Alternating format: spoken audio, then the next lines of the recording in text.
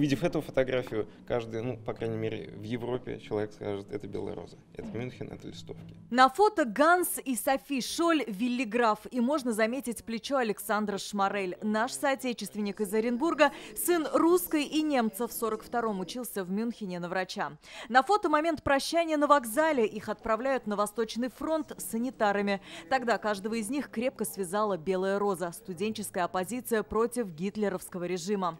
Название было выбрано по роману известного антивоенного писателя Бруно Травена. Эта отправка была особой для Александра Шмарель. Он ехал туда с неким восторженным чувством, что он наконец-то увидит Россию, свою родину. Это совершенно невероятное такое ощущение для молодого человека, которого посылают на войну, на фронт, и он понимает, что это такое. Игорь Храмов посвятил изучению белой розы несколько десятилетий. Сегодня о подвиге студентов Мюнхена снимают фильмы, пишут книги, а выставку «Белая роза» уже увидели в Москве, Санкт-Петербурге, Смоленске и других городах. Мюнхенский университет, но это старая фотография. Именно бульвар рядом с Мюнхенским университетом тянул к себе и Александра Девятаева в 2015-м. Тогда он работал над книгой о подвиге своего отца, героя Советского Союза. Что-то меня тянуло, я сидел там. Просто сидел, смотрел на вот эту молодежь. И я тогда просто не знал о том, что...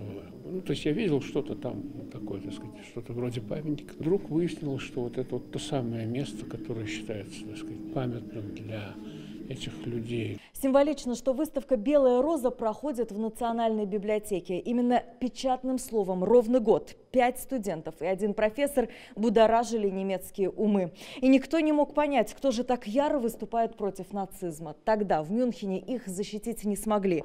Но сегодня их подвиг помнят и о нем говорят. Сегодня 6 листовок «Белой розы» приравнивают к немецкой классике. В них герои-студенты осуждали нацизм и обращались к интеллигенции. Конечно, вот эти истории, то, что сейчас Германия это понимает и продолжается по-прежнему покаяние, и это доносит и до жителей планеты, что фашизм – это беда. Смотрите, сколько сейчас уже доброго помысла. Это движение к миру. Фашизм – это не национальность, это идеология. И какая она разрушительная, вот на этой выставке видно.